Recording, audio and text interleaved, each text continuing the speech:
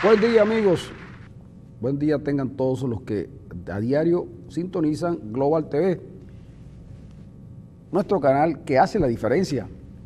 Y por supuesto, los que también sintonizan el programa de Ender Arenas y Francisco Rojas. Por cierto, que Arenas no está hoy con ustedes porque ha tenido algunos inconvenientes de última hora y se vio obligado a faltar al programa hoy, pero seguramente mañana estará con nosotros. Hoy, por supuesto, es un día del mes de marzo. Como siempre, yo olvido los días, yo no recuerdo. Hoy es 6 de marzo, ¿verdad? A Mario, o sea, 6 de marzo. 5 de marzo, no, señor. No, 6, ¿cómo va a ser 5 de marzo? Si ayer fue 5. Hoy es 6 o 5. Bueno, no importa, es un día de marzo, pues. Los días de marzo, esos días de marzo que son tan terribles y que nos traen a veces unas informaciones que a uno le llaman la atención, porque entran en un extraño mundo de intrigas, de conjeturas y de cosas por venir que uno no sabe si de verdad pueden venir o digamos, o cuál es su grado de certeza y además ese grado de certeza ya comprobado, si ellas mismas nos pueden llevar a inferir algún tipo de situación que pueda presentarse en el país. Este es un país, si se quiere, que está convulsionado. Un país convulsionado a pesar de que el gobierno se empeña en decir que no lo está. Y los venezolanos, por supuesto, a falta de organización y a falta de políticas claras por quienes deben representarlos, bueno, con paciencia aguanta el chaparrón. Por ejemplo, son las 5:30 de la mañana, más bien las 5 de la mañana. Calle 78 de Maracaibo, esquina con la 3E y la 3F. Dos bancos, el Banco del Caribe y el Banco de Venezuela. La gente está allí y le pregunto a alguien del canal si esa gente que está cobrando la pensión, y me dice, no, la pensión ya pasó. Y entonces alguien me hace el favor de preguntarle a los que están en unas colas enormes, ¿qué hacen allí? Y la gente dice que están allí tratando de conseguir 20.000 bolívares en efectivo en el Banco de Venezuela y 14.000 bolívares en el Banco del Caribe. Es decir, que hay que madrugar en el banco para conseguir algo de efectivo, porque a veces en esta locura en la que vivimos los venezolanos, este país no tiene efectivo, ni tiene moneda. Y ayer el SUNDE, la cosa esa que vigila los precios y tal, le señalaba al Banco Central que debería enviar las remesas completas a los bancos. Oye, no hay efectivo. Yo mismo fui a cambiar unos cheques a un banco al que he ido toda mi vida y me dijeron, no, es que usted tiene que depositarlo porque no le podemos dar sino 10.000 bolívares. Y yo le dije, pero bueno, pero si son, ¿cómo me van a dar 10.000 bolívares si yo necesito el dinero? Me dijo el cajero, eso no lo puedo resolver yo, y yo me vi obligado a tener que depositarlo. Yo deposito mi dinero y ese dinero se queda allí. Yo puedo sacarlo por transferencia, pero o gastarlo en el comercio, pero que yo pueda tener un efectivo, por ejemplo, para comprar unos alimentos a mitad de precio, o para pagarle a alguien que no está bancarizado, que hay muchos. Hay personas que han abandonado el trabajo porque los que los contratan tienen que pagarle por transferencia, y cuando la persona compra por transferencia, compra por el doble, ¿de acuerdo? Compra por el doble, y si compra por tarjeta de débito, también compra por el doble de lo que costaría en efectivo. Entonces, hay personas que cerca de esos lugares tienen una buena cantidad de efectivo y lo venden al 100 y 120%. Entonces, ese es un gran negocio, y el otro que trabaja, que entrega su sudor todos los días, ve disminuido su salario. Y frente a esto, lo mejor es abandonar el trabajo. La gente abandona el trabajo porque no puede, el salario no le alcanza y el transporte público, que tiene la obligación de llevarlo de un lado a otro, no lo lleva porque no hay. Ya hasta los camiones para transportar chivos se están convirtiendo en taxi. Ya muchos carros han salido del mercado porque el precio del aceite está en 1.800 bolívares en un país petrolero. Entonces los trabajadores no van a trabajar porque prefieren quedarse en su casa porque gastan menos, prefieren liquidarse y gastar menos y buscar la manera de ganarse un dinerito por fuera, no organizado. Pero sin embargo, dicen que en Venezuela la gente está tranquila, que hay 16 millones de venezolanos carnetizados con el carnet de la patria. Y bienvenido el carnet de la patria. Pero la gente quiere carnet de la patria, pero también quiere trabajo y quiere un salario digno. Y para no hablar del sector educativo. En la educación las cosas son mucho más graves. Que por cierto que con el caso de la Universidad del Zulia, por ahí hay un rumor insistente que el rector no regresa. El rector sí regresa. Lo que pasa es que el rector tiene como 9 años en ese cargo y también quisiera salir de allí para dedicarse a disfrutar de sus nietos, de sus hijos y de hacer alguna otra actividad en un rectorado, en el caso de Luz, ya no se trata de gestionar la crisis, sino de gestionar el caos en que se ha convertido la universidad. Entonces alguien por allí señaló que eso es parte de una política del gobierno, cosa que yo no dudo. El gobierno al principio se quiso quedar con las universidades creando una ley que permitía votar hasta los buhoneros que estaban allí. Pues yo, por supuesto, en ese momento, con un poco de humor les dije que a la universidad lo que le faltaba era que la dirigiera un obrero, que un empleado estuviera en las labores administrativas, un estudiante en el vicerrectorado académico, y el secretario, como tenía que saber leer y escribir obligatoriamente, debería ser un profesor. Por supuesto que causó la ira y la molestia de algunos que no entendieron el trasfondo de la cosa. Pero luego que el gobierno se dio cuenta que ninguna elección que haga en el país donde haya cierta garantía va a ganar, entonces desecharon eso, pero no permiten que haya elecciones en las universidades. Y la universidad poco a poco muere de mengua. La Universidad del Zulia, de verdad, dolorosos con sus terrenos enmontados, pero lo peor de todo, con los profesores marchándose y los estudiantes también. En la escuela de sociología solo se escribió un estudiante para este semestre. Y las escuelas van prácticamente desapareciendo porque los estudiantes no tienen ningún aliciente. Y algo más grave aún, el sábado durante la realización de la pata del colibrí, se nos acercaron unos padres para que tratáramos un asunto que tiene que ver con una cosa que yo no estoy seguro si se manifiesta a nivel nacional, pero los muchachos no se quieren graduar de nada. Tienen el título, tienen para graduarse y poco les importa obtener el título.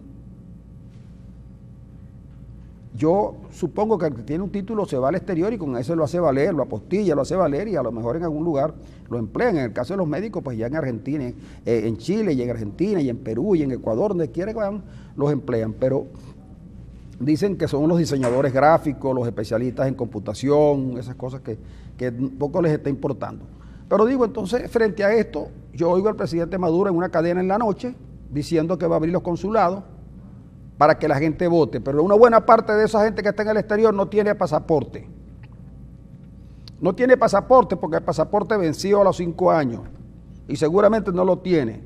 Y no hay pasaportes en Venezuela y mucho menos va a haber pasaportes en Miami y en Orlando y en donde quiera que haya, por lo menos en esa ciudad de Miami que te ha cerrado el consulado por una denuncia que hicieron los americanos en el consulado sobre espionaje y no sé qué cosa de esas, y Venezuela en represalia cerró el consulado. Y allí están los venezolanos que no perdieron su condición de tales.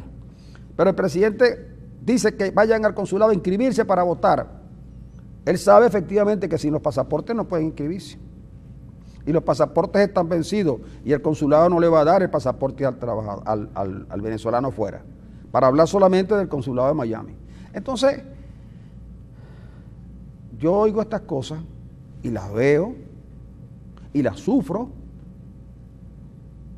Maracaibo es todos los días apagones. Todos los días apagones, y aparecieron lo que en una época, cuando yo era muy niño, llamaban las velas de alocha. ¿Por qué? Porque antes tenía las velas de 1 centavo, que eran finitas y chiquitas, y la gente la colocaba y duraba 20 minutos, 30 minutos. Y las velas más caras eran las velas que ponían en algunos lugares para adorar a los santos y tal. Esas velas duran más, a la gente está comprando esas velas porque los apagones son de 2 horas, pero nadie los anuncia. Cuando no vienen los bajones, y con el problema del agua pasa lo mismo, y con el problema de la electricidad en las calles, la iluminación de las calles, con la recolección de basura, aunque tenemos que reconocer que con la recolección de basura hay un esfuerzo, no sé si de la gobernación o de la alcaldía de Maracaibo, en recogerla. Pero vivimos en penuria. Vivimos en penuria y uno no sabe efectivamente de qué se trata todo esto.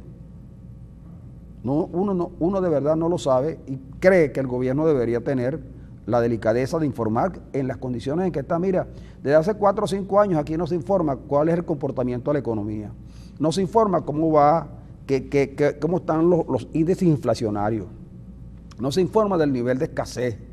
No se informa de verdad, no se sabe cuántas son, a dónde han llegado las reservas internacionales. Pero como quiera que la gente se informa, a mí me cuenta el fin de semana alguien que está en la zona de Guayana, en la zona minera, y me dice que hay un negocio con el oro. Un negocio redondo donde está metido gente que incluso hace que el oro llegue al Banco Central y salga del Banco Central.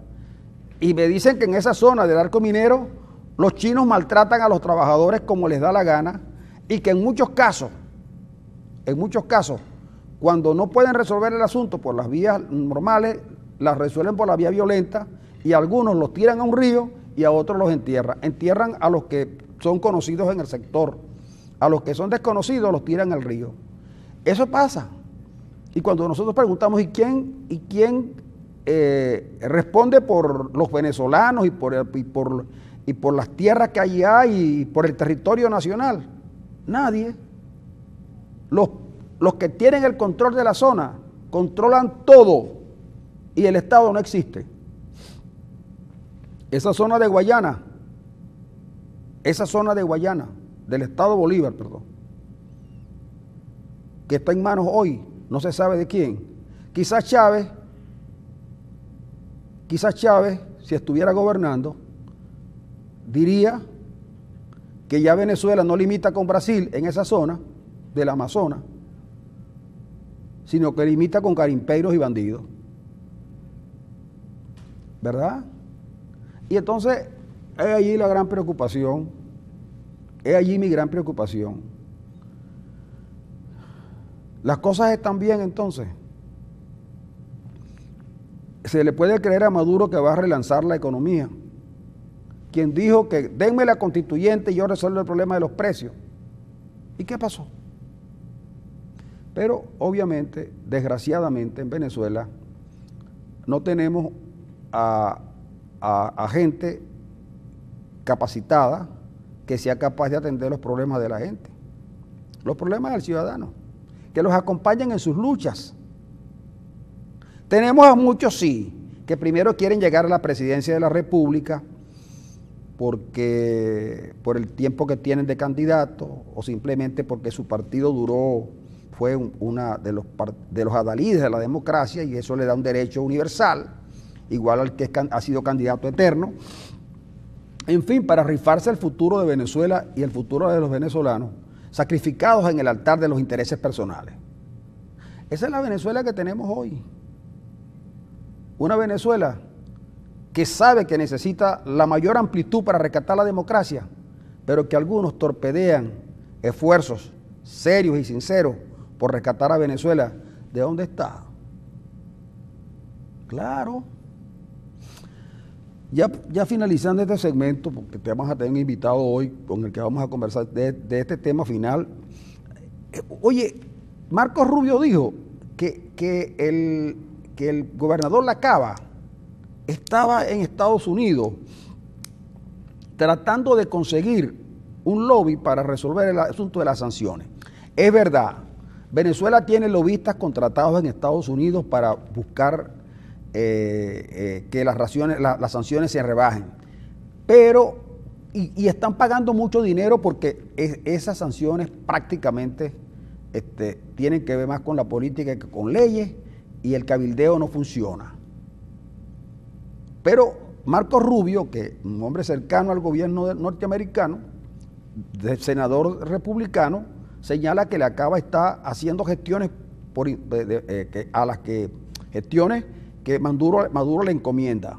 Yo no estoy muy seguro si la Cava esté en Estados Unidos haciendo eso, pero Marco Rubio lo dice, la Cava no lo desmiente, el gobierno tampoco, y yo no entiendo cuál es el rol de la Cava, que es un dirigente, digamos, de tercera o de cuarta línea, y además muy cuestionado por las denuncias del diario El País de Madrid, que lo ubica entre los que han colocado dineros en Andorra.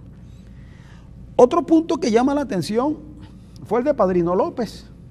Padrino López, en las declaraciones desmarcándose de los colectivos, y se desmarca de los colectivos, Padrino López, diciendo que los colectivos tienen que dedicarse al arte, al deporte y a la vida.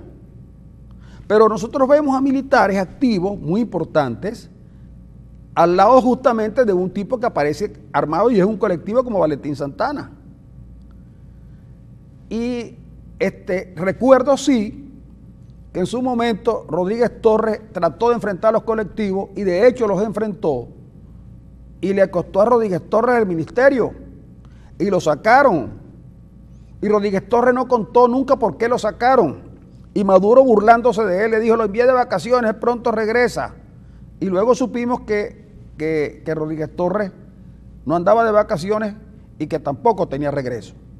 Pero Padrino lo dice, quizás Padrino atisba en el general Benavides a un posible contendor en la Fuerza Armada, y trata de ubicarlo para atacarlo mejor. Lo cierto es que no dejan de extrañar las declaraciones de Padrino, cuando sabemos que Padrino vive en Venezuela y que ha visto todo lo que los colectivos han hecho, y sabe Padrino que en el caso de Oscar Pérez, no solamente es que participaron, sino que uno de ellos entregó, o dos de ellos, o tres de ellos entregaron la vida tratando de matar a Oscar Pérez. Y eran colectivos, los despidieron los colectivos, y era la Policía Nacional Bolivariana la que llevaba la custodia del féretro y de la gente que iba a participar en el entierro del ciudadano, del colectivo asesinado, y llevaron armas y dispararon bastante. ¿Y Padrino López dónde estaba? Eso me lleva a pensar que Padrino le quiso enviar un mensaje a alguien. Le quiso enviar un mensaje a alguien, y ese alguien seguramente ya se dio por enterado. El otro elemento de este triángulo, que sería hermoso de ser un triángulo amoroso, pero es un triángulo de tres figuras del chavismo o del madurismo. El general Baduel, junto con otro, degradado. Yo nunca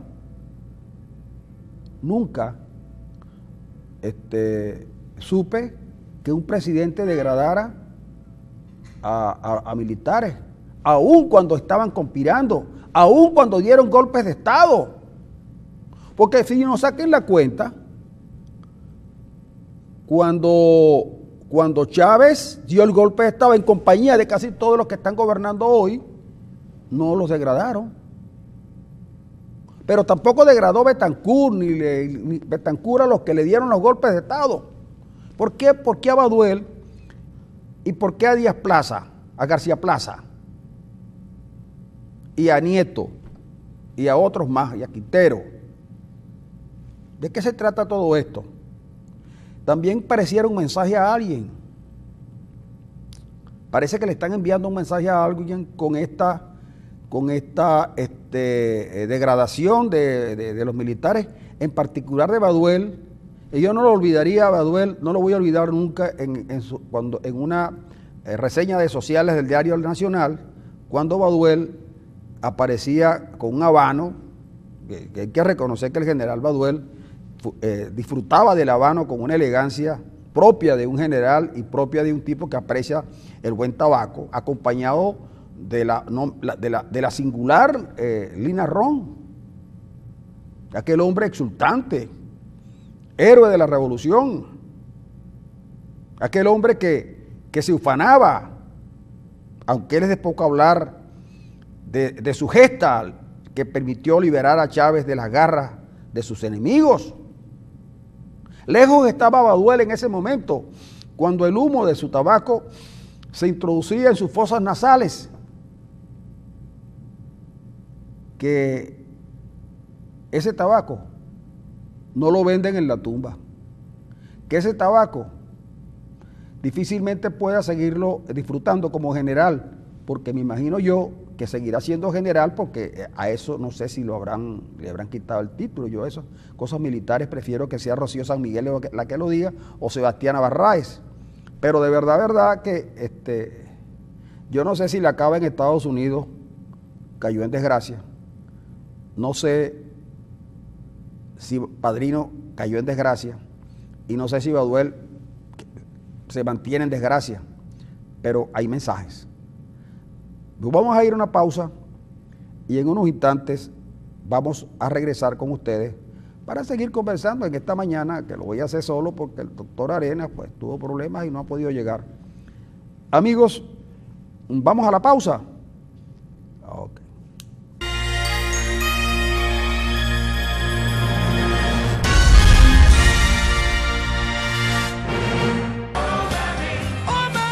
Oh, mami, exactamente, los venezolanos se la pasan en eso, llamando a mami.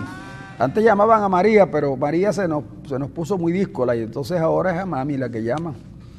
María se puso díscola porque María de verdad cree que sus opiniones son las únicas valederas y que todo el que tenga una opinión distinta a la de ella es una opinión, cuando menos, entreguista, colaboracionista, o simplemente traidores. Pero yo tengo la versión final, el diario versión final de el sábado pasado, que dice así. Podemos tener la cámara, Andri, para colocarla. Médicos renuncian en masa de clínicas y hospitales zulianos. Acércala bien. Médicos renuncian en masa de clínicas y hospitales zulianos. Esta no puede ser una información que esté referida al Zulia. Y de estarlo, y eso ocurrir solo en el Zulia,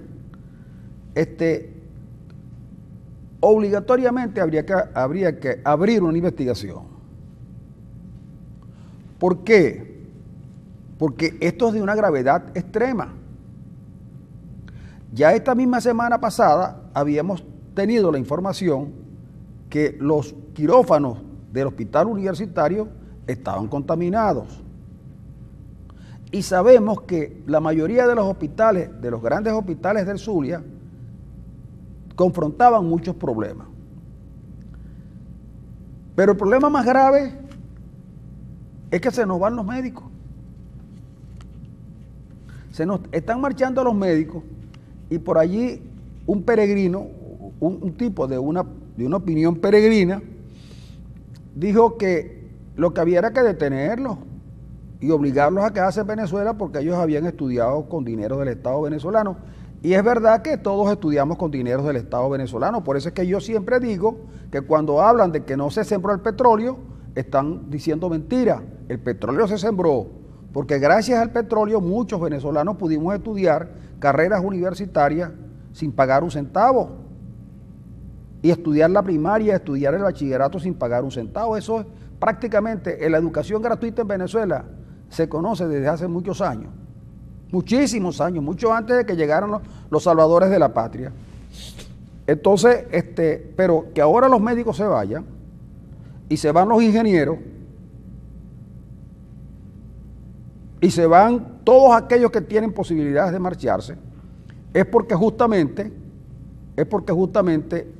los venezolanos pierden la esperanza en el país. Y no solamente pierden la esperanza en el país, sino que no ven salidas. Porque antes, cuando estábamos en la democracia, la gente se daba cuenta que un gobierno lo estaba haciendo mal e inmediatamente esperaba la próxima elección para cobrárselas todas y elegir a otro, a ver si las cosas mejoraban. En estos tiempos, el venezolano siente que sus esperanzas están muy menguadas porque no existen verdaderas opciones de que las cosas cambien. ¿Y por qué no hay opciones para que las cosas cambien? Bueno, porque las condiciones en las que se participa en una elección son condiciones muy leoninas a favor de quien detenta el poder. Y tiene que haber alternabilidad, pero tiene que haber condiciones para que la gente pueda participar y reconocer las derrotas. Aquí no. Aquí los hijos pródigos vuelven a su casa, son bien recibidos, son tomados en cuenta, siempre y cuando reconozcan el total estado de cosas en que vive el país y que evidentemente los venezolanos que conocimos la democracia no lo compartimos. Entonces se van los médicos zulianos, pero también se van los médicos de Caracas y se van hasta los médicos cubanos que trajeron para resolver el asunto nuestro. Los médicos cubanos se fueron y vayan a ver los CDI.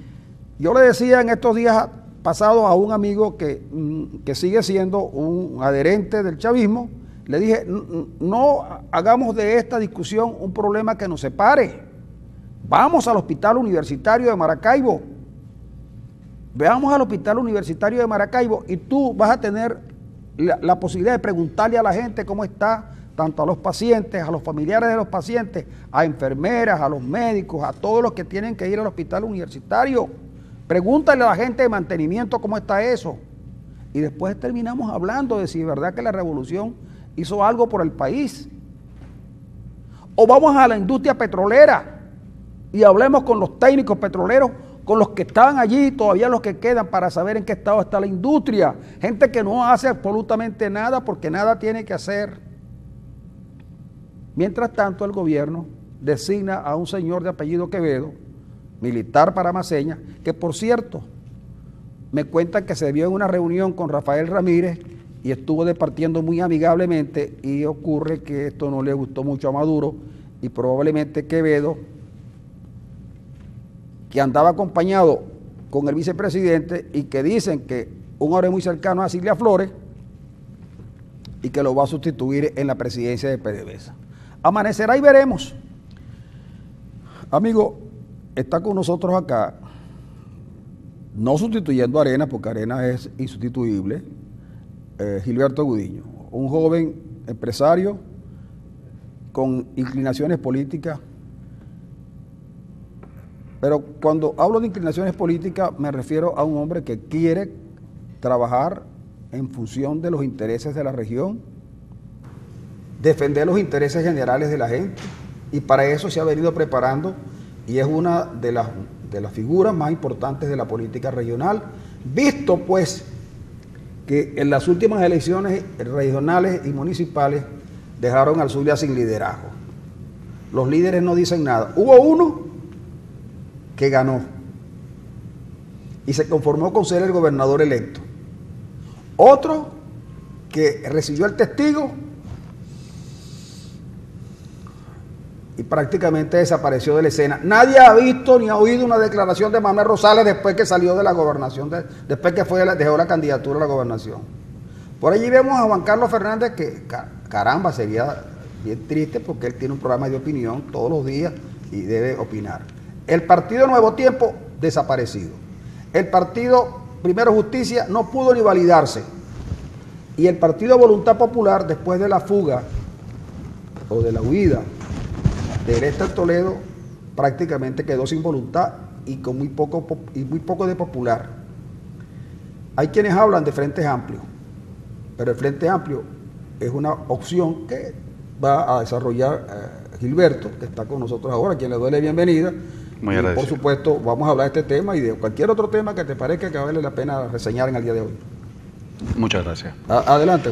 Bueno, en primer lugar, muy agradecido por esta invitación y un saludo a todos los televidentes que nos acompañan el día de hoy. Efectivamente, como tú muy bien lo dices, nos hemos quedado sin vocería, nos hemos quedado sin personas que puedan transmitir lo que está ocurriendo realmente en nuestro estado, lo que está ocurriendo en términos generales en todo el país, y que más allá de que podamos tener algunas diferencias desde el punto de vista de cultura, regionalismo, etcétera, yo creo que Venezuela está padeciendo lo mismo en cada rincón de nuestro país. Tú sabes que muchas veces se nos pregunta por qué personas que no hemos actuado o activado en la política, es decir, desde el punto de vista de cargo público o funciones públicas, hoy por hoy estamos dando este paso.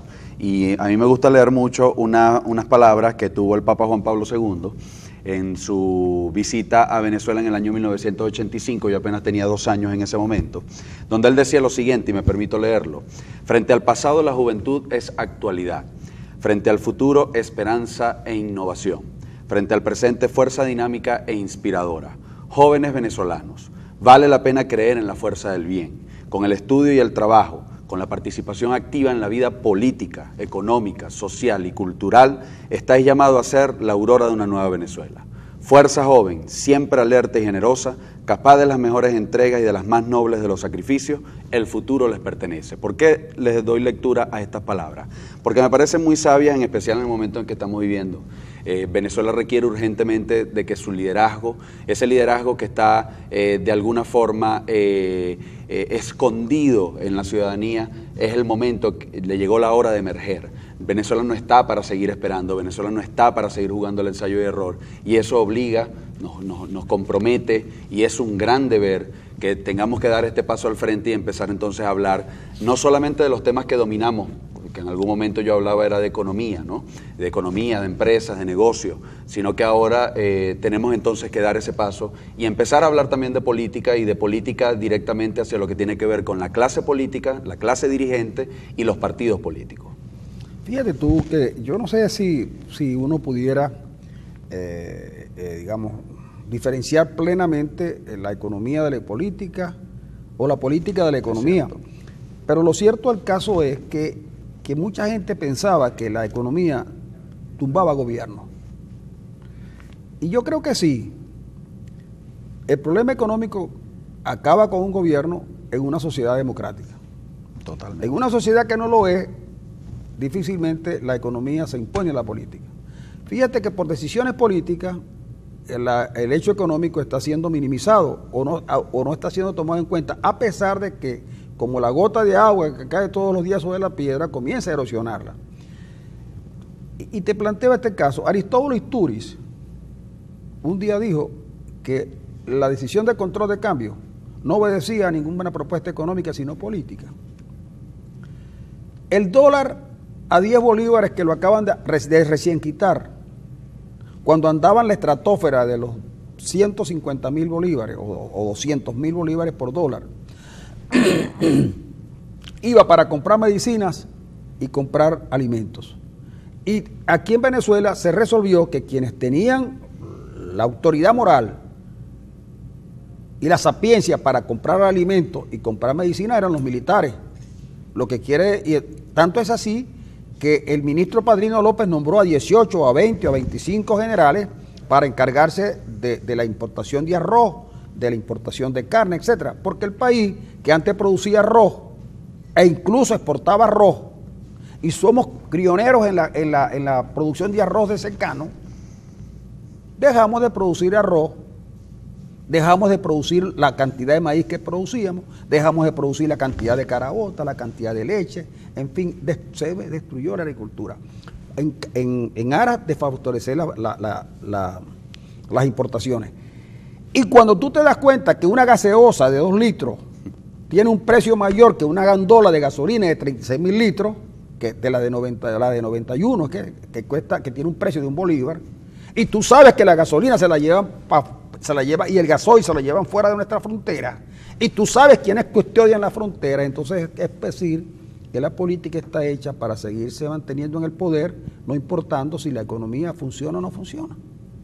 Por eso yo celebro que tú hoy digas, mira, yo creo que sí, hay que seguir hablando de economía porque es lógico, pero hoy hay que buscar a la gente y explicar lo que está pasando. ¿Por qué la oposición no tiene chance de ganar? Porque la oposición se queda en las redes, porque la oposición se solaza cuando los dirigentes son retuiteados, pero muy pocos partidos tienen pegada abajo para defender la votación. No tienen miembros de mesa y no tienen testigos de mesa, y cuando los sacan de la zona urbana para llevarla a otro lugar, esos se van o los compran. El trabajo viene por ahí. Ahora, es decir, no se trata de denunciar las cosas porque no es mucho. ¿Qué estás haciendo tú en ese sentido? ¿Vas a montar un partido? ¿Vas a buscar nuevos aliados en ese sentido? ¿O vas a seguir trabajando como Gilberto Gudiño, sin más apoyo que el que te puedan dar amigos y familiares?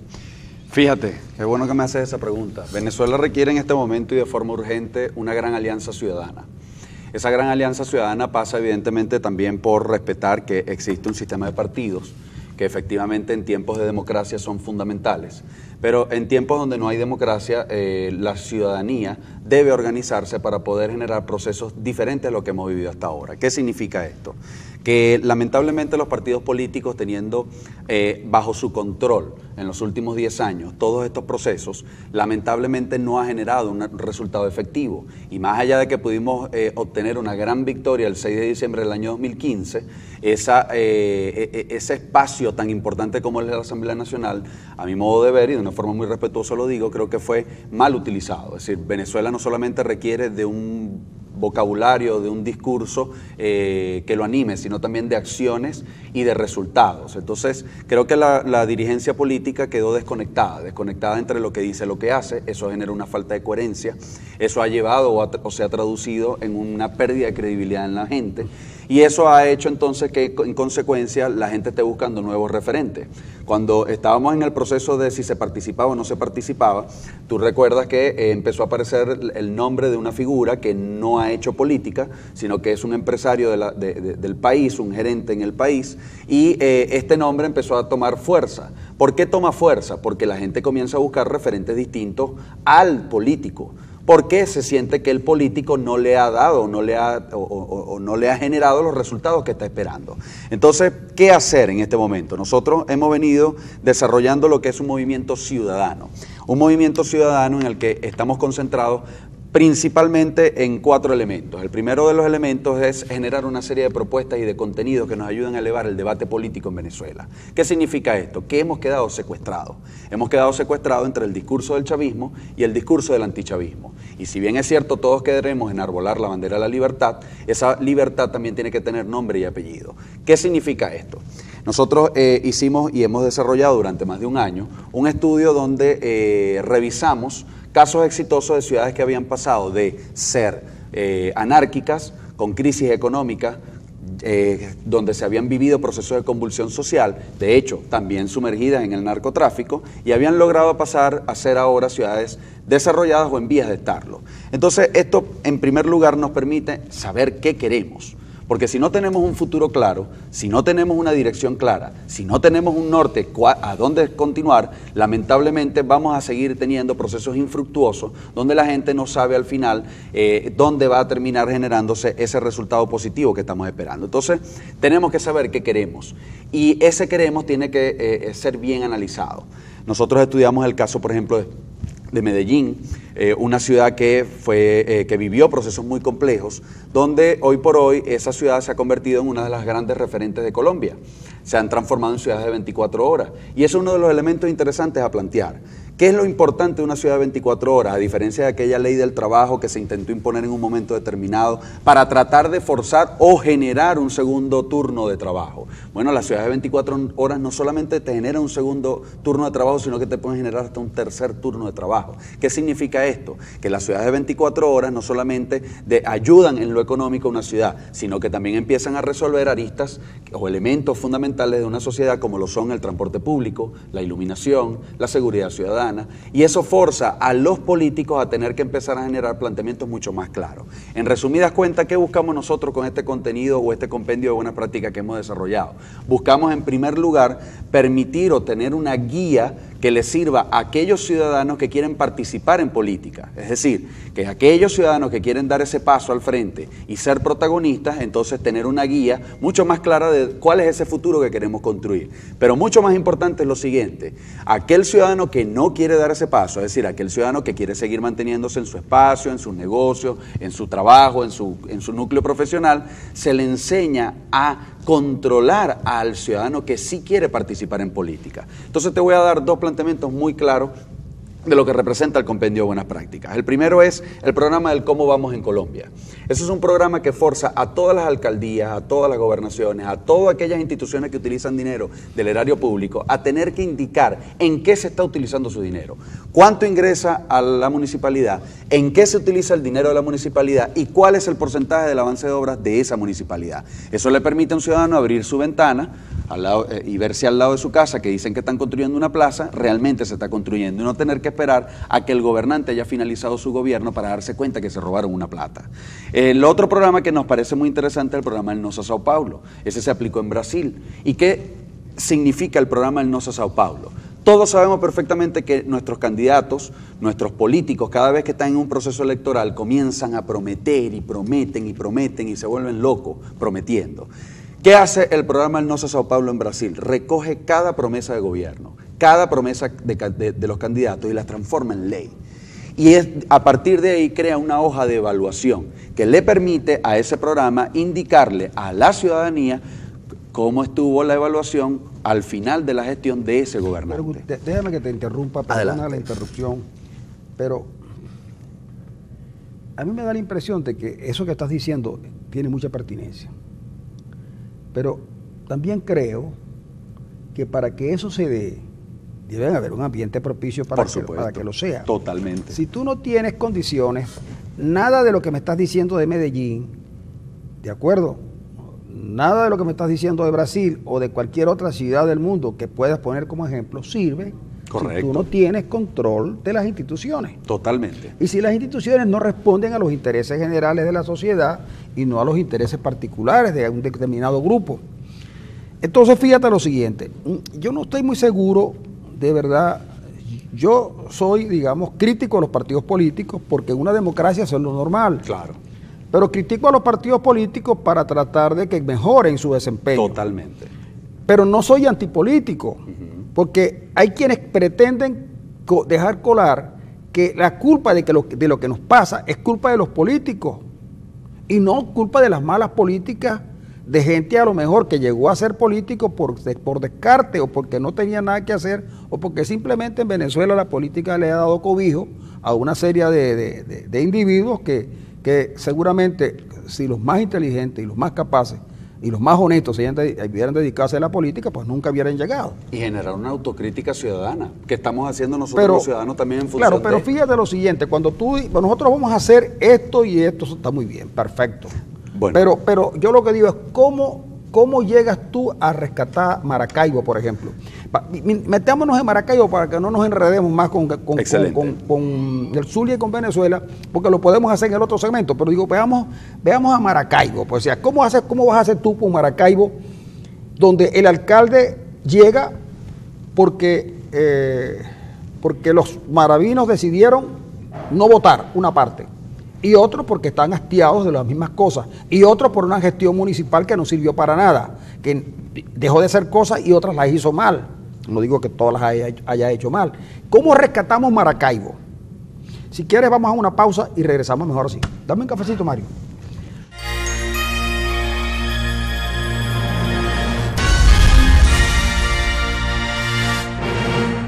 Amigos, seguimos conversando con Gilberto Gudiño, un joven zuliano de familia de empresarios, y él también empresario, pero preocupado por la región, preocupado por el Zulia, ha hecho todos los intentos para que lo oigan, pero nunca lo oyeron. Incluso había una gran posibilidad de que él, como figura emergente, demócrata carta cabal y con preparación suficiente, pudiera haber encabezado una fórmula para ser, digamos, por ejemplo, el caso alcalde de Maracaibo. Pero no fue posible. No lo hemos visto con resentimiento, sino por el contrario, redoblando esfuerzos por mejorar la calidad de vida del zuliano y de particular de la gente de Maracaibo. Ya decíamos anteriormente que todos los planes pueden llevarse a cabo siempre y cuando tengamos cómo adelantarlo. Se puede hacer mucho más eficiente el presupuesto municipal, se puede pedir ayuda internacional, pero la principal ayuda que necesitamos es la ayuda de los zulianos. Entonces, fíjate, los partidos abandonaron sus comités locales, los comités parroquiales. Eso no funciona, eso no da voto, eso no alegra. Y mucha gente se mete en la política esos días para conseguir un dinerito extra. Y en las elecciones, las elecciones no las gana el gobierno porque tenga más votos. Y no las gana el gobierno porque tenga más pegada con la gente. Las gana porque tiene un aparato preparado para atender el mínimo requerimiento de las mesas de votación. Y además de contar con el Plan República y de contar con el CNE, tienen a veces recursos para comprar un testigo o para amenazarlo para que se vaya. Si ese miembro de mesa no es un tipo que va de fuera, sino que es del sector donde está el centro de votación, difícilmente lo van a hacer correr.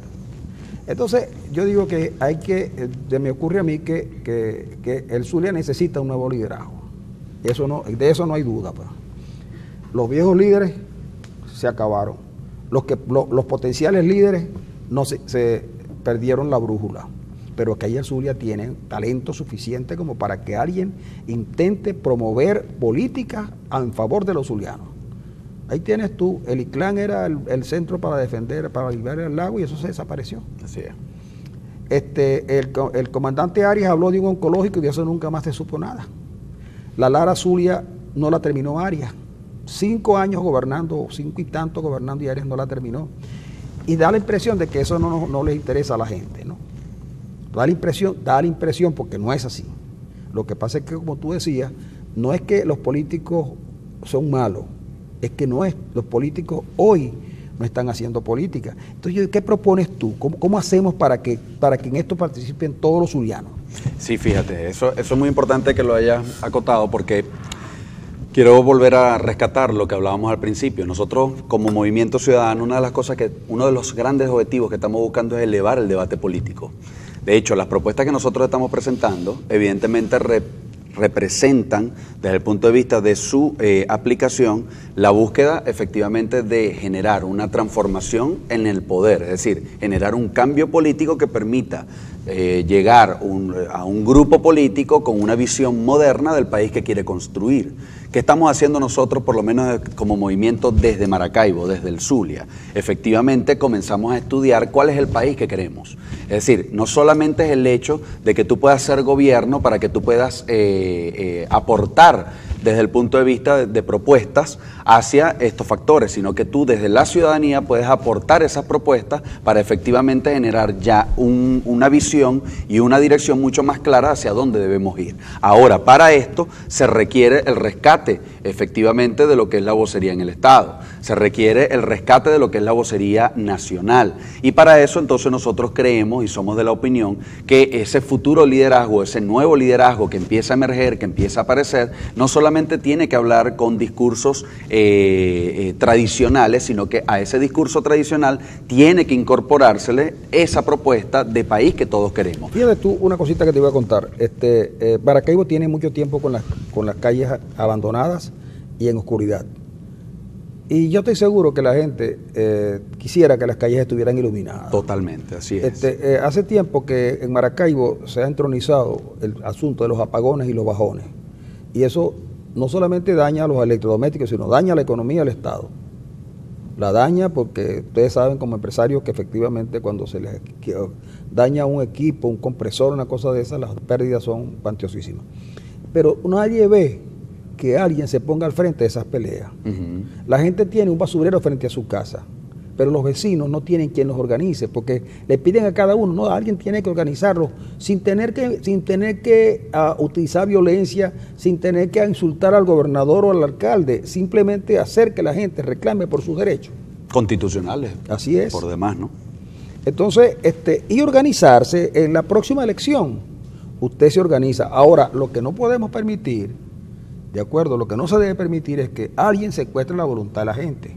Es decir, que alguien decida, porque por su gloria pasada, que él impone el candidato a gobernador o impone el candidato a alcalde, y que después que los partidos decidieron, los partidos que no te consultaron para eso, bueno, está bien, tú tienes la opción de votar o no votar, y eso pasó. Seguramente si el Nuevo Tiempo hubiera consultado a la población, a la gente cercana, a los demócratas, quizás le hubieran dicho, mire, ese muchacho es bueno, pero ese señor es bueno, pero necesita esto. O a lo mejor le dicen al gobernador, sí, gobernador, usted tiene todas las cosas, pero nosotros creemos que ya estos tiempos pasaron y vamos con otro. Por eso digo yo que es necesario convocar a mucha gente en el Zulia, a mucha gente en Maracaibo, y hacer un evento sin aspavientos ni cosas de esas, sin exclusiones de ningún tipo, para que podamos tener un plan de rescate de la ciudad y de rescate del Estado. El Zulia hoy está peor que nunca, porque la industria, si algo dinamizaba la economía del Zulia, era el petróleo, y toda la producción de Occidente, PDVSA, se vino abajo, y los trabajadores se están marchando de las empresas, Gilberto. Y entonces alguien tiene que darle respuesta a esas cosas, y la propia Universidad del Zulia hoy está en un estado caótico, la educación pública está mal, la salud está mal. Entonces, mientras todo se va deteriorando, no hay quien les dé respuesta a nada, porque los partidos están discutiendo si van o no van a las elecciones, discutiendo quiénes son los que van a Santo Domingo o cualquier otro sitio, mientras que los problemas de la gente nadie los está atendiendo. Entonces digo, hay que ir a una estructura sin exclusiones, que todo aquel que quiera opinar y aportar, que lo haga. Tiene que haber organización, tiene que haber un orden, pero incluyendo incluso a los partidos que quieran participar. Es que efectivamente, fíjate que una de las cosas por las cuales yo me mantengo en mi país es porque yo no quiero hacer maletas. Yo tengo 2 hijos, un bebé de 4 años y una bebé de 1 año. Eso significa que yo me debo hacia su futuro. Más que al futuro de nosotros, ya nos debemos al futuro de ellos, al futuro de nuestros hijos y de nuestros nietos. Entonces eso hace que nosotros tengamos que tener claridad en los planteamientos. Por eso es que eso que tú me comentas, yo lo llamo una gran alianza ciudadana. Me gusta el nombre también que tú le das, que es un frente amplio. Eso es interesante. Un frente por defensa del Zulia, o como un nombre que recoja, que pueda expresar la opinión de todos. Y fíjate que una de las cosas que tú comentabas anteriormente es que mi nombre en algún momento pudo aparecer como dentro de alguna esfera para algún cargo de aspiración pública, pero yo te debo decir también que, bueno, yo no formo parte de ningún partido, y quizás eso evidentemente no hizo Pero fuiste una vez una suerte cuando estábamos con el referéndum revocatorio. De director de una cosa que eran zulianos para la búsqueda de la firma por el referéndum revocatorio, correcto. Y eso era una buena idea. Y fíjate, claro, lo que pasa es que yo creo urgentemente en el tema del empoderamiento ciudadano. Y nosotros como ciudadanos, así como le podemos decir a los partidos políticos y a su dirigencia las cosas que consideramos no están haciendo bien, nosotros también tenemos que tener un espacio de autocrítica ciudadana donde nosotros tenemos que también aceptar de que nosotros no hemos dado esos pasos al frente para también apoyar o reconducir lo que consideramos no está bien. Entonces, este es el momento de que la ciudadanía comience a dar ese paso. Este es el momento en que todos, como tú muy bien lo señalas, de forma inclusiva, comencemos entonces a reunir esos grandes esfuerzos, esas grandes voluntades en la búsqueda precisamente por alcanzar no solamente una ciudad de primer mundo, sino un país de primer mundo, porque nosotros evidentemente como Maracaibo somos la ciudad más importante del país, no solamente por el tema de población, sino también por esa gran conexión que tenemos con las zonas rurales que nos permiten tener grandes producción de carne, grandes producción de leche y abastecer a todo el país. Bueno, nosotros precisamente como ciudad, como una de las ciudades más importantes de Venezuela, tenemos la capacidad de colocar diferentes posiciones, diferentes liderazgos que nos permitan entonces empoderarnos a nivel nacional en la búsqueda por alcanzar esos cambios políticos que sí requiere el país y que requiere urgentemente. Yo particularmente creo que este es un sistema de gobierno que no gobierna. Este es un sistema de gobierno que simplemente está pensando en cómo mantenerse en el poder. Y todos los pasos que genera, en consecuencia, son para mantenerse aferrado en el poder. Porque si gobernara, estuviese buscando efectivamente el bienestar común, estuviese buscando que se le devolviera la calidad de vida a la familia venezolana, estuviese buscando que las universidades no tuviesen que cerrar sus puertas porque por ahí se nos escapa el futuro de Venezuela, estuviese buscando que los padres de familia pudiesen tener un trabajo digno para poderle dar la educación, la alimentación y la salud de vida a sus hijos. Entonces vemos cómo este sistema realmente no está gobernando, y esto nos eleva a más allá de simplemente hablar de un debate ideológico en Venezuela. Yo creo que en Venezuela esto es más que un debate ideológico, un debate entre el bien y el mal, porque quien ve lo que está ocurriendo en Venezuela en las calles, donde un padre tiene que ir con sus hijos a tener que hurgar en la basura, eso no se puede llamar gobierno, y mucho menos se puede llamar un equipo que está buscando el bienestar común. Pero fíjate lo siguiente, yo soy de los que cree que una de las fallas que han tenido los políticos y las políticas venezolanas, aparte de poner por delante sus intereses particulares, son sin duda, pues, unos porque creen que van a recoger lauros del pasado, de lo que fueron muy importantes, y otros que como candidatos eternos pues se creen con el derecho a decidir el destino del Zulia. Yo estoy convencido que fue un error de marca mayor de Juan Pablo Guanipa haber abandonado la gobernación que en buena lid ganó. El tiempo en política, los errores no son como cuando uno se da un golpe en la cabeza. Un golpe en la cabeza sale un chichón enseguida, pero en política los errores salen más a largo plazo. Yo creo que este joven, Guanipa, no entendió el mensaje que los zulianos le enviaron. Pero bien, esa es otra cosa. Pero lo que creo es que no han podido descifrar las políticas de este régimen. ¿Por qué? Porque no es un gobierno que se mueve en los cánones de la democracia, porque ellos han ido liquidando todo. Totalmente. Sí. Todas las posibilidades de participación las han ido liquidando en función de sus intereses. Y una vez que capturaron Fuerza Armada y PDVSA y crearon una hegemonía comunicacional, lo que ellos dicen es lo único. El presidente Maduro puede tomar la palabra el día que quiera y a la hora que quiera, por las horas que quiera, y nadie se lo puede impedir. O el presidente Maduro puede con su gente decidir quién habla y quién no habla y qué habla. Y son unos espacios muy reducidos, y hay que mantenerse con una prudencia única para poder sostenerse. Bien, sostenerse hasta que decidan que hasta la manera de hablar los perjudica. Pero además, el gobierno ha ido acabando con la predisposición al trabajo. Total. La gente cree que eso uno de los grandes problemas de la economía cubana hoy es que, a pesar de que ellos dicen que tienen una sociedad educada, es mentira, la tienen amaestrada, porque los cubanos hace años que no leen libros que contrasten las opiniones de los dirigentes del partido. No hay libertad de leer. Hay un solo partido, no hay disidencia, no hay discusión, y por supuesto la educación es amaestramiento más que educación. La famosa búsqueda del pensamiento único. La gente no trabaja porque si tú no eres del Partido Comunista, no trabaja, pero ¿qué trabajo hace? Un trabajo que donde es muy mal remunerado, y te dan una tarjeta de racionamiento para que tú cobres alguna necesidad de eso que ahora pretende hacer el carnet de la patria. Pero la gente no va a trabajar además porque no hay condiciones para trabajar, porque los salarios no son capaces de reproducir la fuerza de trabajo, porque al final lo que se trata es tener a los venezolanos en un cepo.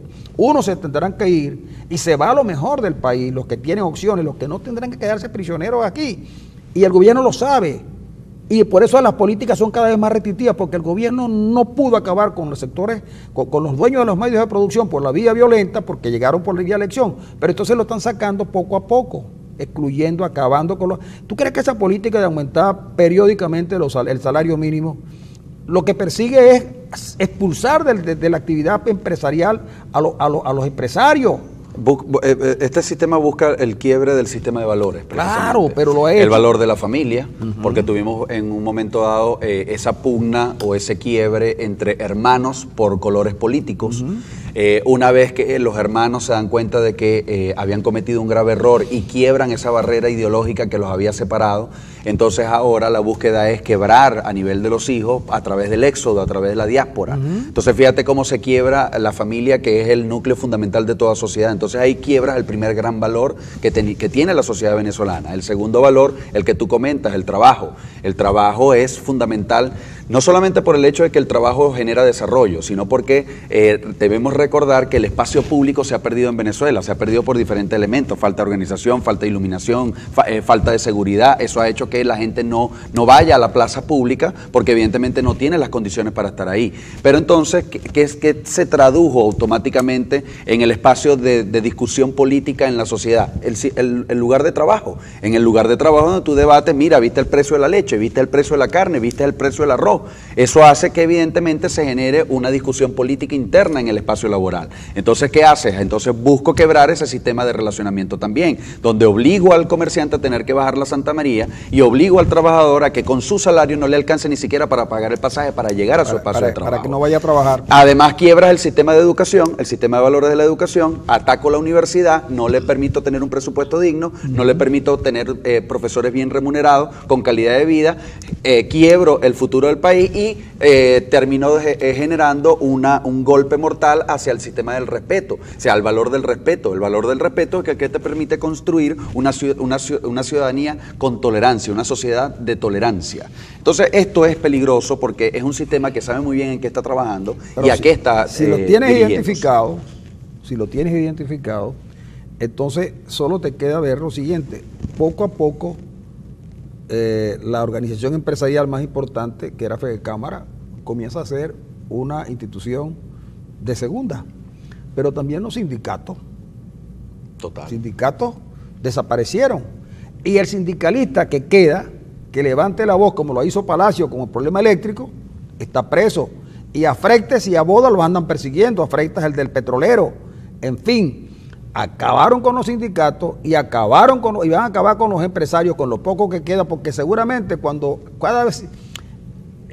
El ejemplo me lo colocaba alguien en estos días que me dijo, mira Francisco, el asunto fue que en la mañana yo me levanté y hablé con las vacas y les dije que ellas tenían que producir el doble de lo que estaban produciendo y que tenían que reducir el periodo de gestación y en vez de un becerro dar 2 para yo poder pagar los sucesivos aumentos salariales que el gobierno pone como salario mínimo. Eso te da una señal de que llega un momento en que el empresario acogotado no puede seguir, no se sale ahora por las barreras de salida, que son costosas, porque regresar cuesta, pero poco a poco lo aniquilan y el gobierno lo sabe.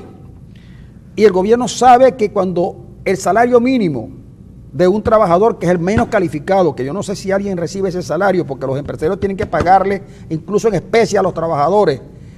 Cuando tú pagas en especie te estás retrocediendo al siglo XIX, pero cuando tú le pagas cuando el salario mínimo es superior al salario que cobra un profesor universitario, estás doblegando la conciencia crítica de la sociedad. No digo que todos los profesores, pero eso es importante. Pero también cuando el salario mínimo está por encima del pago a un médico, a un enfermero, a un abogado, a un ingeniero, es decir, reduces la capacidad de lucha, lo doblegas. Y eso no es, la gente dice que son malos, no, ellos no son malos. Tus políticas son malos y por ende ellos también terminan siendo malos. Eso es una manera de destruir la sociedad venezolana, porque como bien dijo Maduro, el problema nuestro es que la economía capitalista todavía está allí y para que emerja la sociedad socialista necesitamos acabar con esto, con todo vestigio de capitalismo. Entonces, si los políticos nuestros hubieran entendido esto, la lógica del gobierno, cuando le gana la Asamblea Nacional, había que seguir ganando y apoyarse en la cuestión internacional para seguir avanzando. ¿Y qué hicieron? Por cierto, y revertir también leyes totalmente dirigidas a generar ese quiebre de sistemas. Pero ¿qué hicieron? No, lo que hicieron fue, sobre todo este par de personajes, y hay otros más encubiertos, Capriles y Ramos, comenzaron una campaña desenfrenada por la presidencia. Capriles inmediatamente planteó un revocatorio. ¿Qué revocatorio, vale? Lo que había que pedir las elecciones regionales para ganar las gobernaciones de Estado, impulsándose en la elección de parlamentarios y luego pedir las otras elecciones y luego de tener una gran fuerza nacional, institucional, llegaron a acuerdo con el gobierno en hacer las elecciones o una transición más rápida, pero no. El asunto es casualmente, Gilberto, que da la casualidad o la desgracia, creo yo, que los mejores pensamientos, las mejores voces, la gente más comprometida no está en los partidos. Los partidos siguen siendo cúpulas que no permiten que la gente opine. ¿Tú crees que aquí, yo le llevo a Maracaibo, tú vives aquí, yo también? ¿Tú crees que si la cúpula, si el Nuevo Tiempo no hubiera atendido a las opiniones de Manuel Rosales y de su señora, imagino yo, quizás hubiera habido una conversación mucho más amplia y quizás el candidato a gobernador hubiera sido otro? Pero aquí resolvieron en unas primarias entre la esposa del gobernador y Guanipa, que es tan viejo como la esposa del gobernador, y con los mismos vicios que tenían los Rosales. Y que, por cierto, tú tienes que agregarle a eso que yo, por ejemplo, en el año 2007 era estudiante universitario, y nosotros como sector estudiantil en su momento nos enfrentamos a Chávez, más que por un tema ideológico, evidentemente el tema ideológico estaba sembrado, pero era un tema de que él buscaba eternizarse en el poder, y eso quebraba automáticamente con el sistema de la posibilidad de que la alternancia en el poder se produjera. Entonces, ese mismo elemento que hizo en un momento dado que la sociedad venezolana votara mayoritariamente en contra de esa reforma constitucional, ¿ok?, casualmente resulta que del lado de nosotros tenemos gente que apuesta a lo mismo, es decir, que apuesta a permanecer en el poder de forma hegemónica, sin ningún tipo de fin, y eso quiebra con el sistema de la renovación del liderazgo, claro, y quiebra con el tema generacional, es decir, ese mismo tema generacional que se habla que en los 80 y en los 90 produjo precisamente la aparición de un hombre como Hugo Chávez Frías en el poder. Entonces, tú tienes que darte cuenta, con nosotros como sociedad, identificar que estamos cometiendo errores muy similares a los que produjeron toda esta crisis. Y si nosotros no revertimos esos errores, lamentablemente vamos a seguir viviendo un círculo, perverso, en el que la gente va debilitándose su capacidad de compra, va debilitándose su calidad de vida, pero por el otro lado tenemos un sistema político que no cambia, que se mantiene y prevalece en el poder. Ahora, en esto ya que estamos terminando, en esto de organizar a la sociedad zuliana, ¿qué pasos has dado y han dado la gente que yo sé que anda contigo para organizar algún tipo de reunión? Que, como yo digo, mira, no puede ser excluyente. Aquí, lo voy a decir con nombres y apellidos para que no quede duda, que es lo que pienso yo, a lo mejor estoy equivocado. Aquí no se puede estar sacando a nadie por su posición pasada. Hoy lo que nos une es el rescate del país y el rescate de la democracia. Y aquí pueden entrar, digo yo, desde Héctor, desde Rodríguez Torres, Calacordones, hasta Julio Borges, hasta María Corina Machado, ponerlo más allá, más lejos, pues. Todo el mundo, todo aquel que piense que es necesario replantearnos las reglas de juego y rescatar a la sociedad venezolana, debe estar aquí. Es que no se puede excluir a nadie. Pero es que si no somos inclusivos, estaríamos cometiendo el más grave de los errores. Hubo un proceso político que todos debemos revisar, que un hombre como Hugo Chávez Frías ganaba en procesos electorales. O sea, más allá de los planteamientos que hoy podamos tener, tenemos que estar conscientes de que en un momento determinado ese hombre ganó elecciones. Entonces, si tú le dices a la sociedad que por haber tenido un pensamiento pasado a favor de este gobierno, de este sistema, no puede pasar a formar parte de tus espacios, lamentablemente te estás poniendo una gran barrera para poder entonces realmente representar a esa gran mayoría de venezolanos que, no habiendo estado con el gobierno o habiendo despertado a que este no es el gobierno que queremos, entonces lamentablemente está fracturando esa gran mayoría que sí somos, que por cierto las encuestas dicen que somos más del 80%, hay algunas que se acercan hasta un 90% de descontento hacia este sistema de gobierno. Entonces, ¿cómo tú logras acumular en un solo brazo esa gran fuerza que le permita darle un knockout a un sistema de gobierno que no está generando soluciones ni calidad de vida a la sociedad venezolana? Yo creo con Gustavo que es necesario empezar a trabajar en eso, porque sigo pensando que la salida es democrática y sigo pensando que la salida es a través del voto, pero de la gente que vote organizadamente. Y que esperemos a ver qué pasa. Y allí nos impusieron una elección y por eso no quise plantearte esa conversación en esos términos. Nosotros planteamos el Movimiento Ciudadano Buenos Días, que es un movimiento ciudadano que nos permite precisamente generar ese proceso de inclusión, donde la gente si se siente cómoda con los planteamientos de esa Venezuela futura que queremos construir, una Venezuela donde haya respeto a tus valores, donde haya respeto a tus ideales, pero que podamos todos remar hacia el mismo norte, es decir, una Venezuela moderna, una Venezuela de oportunidades, una Venezuela donde nuestros hijos puedan tener un futuro digno. Entonces ese es el planteamiento, hacia allá es donde debemos ir, más allá de esos temas ideológicos que en algún momento momento nos separaron, hoy por hoy tenemos entonces que revisarnos y generar un punto de encuentro que nos permita construir la Venezuela que soñamos. Amigos, se nos acabó el programa por el día de hoy. Le damos las gracias a Gustavo Gudiño, a Gilberto Gudiño por haber estado con nosotros. Yo me debo marchar de inmediato a la 94.7 Fabulosa para hacer mi programa de radio. Y seguiremos conversando con Gilberto y con otros líderes regionales a ver si logramos que ellos entiendan que el futuro es nuestro, pero si luchamos por él.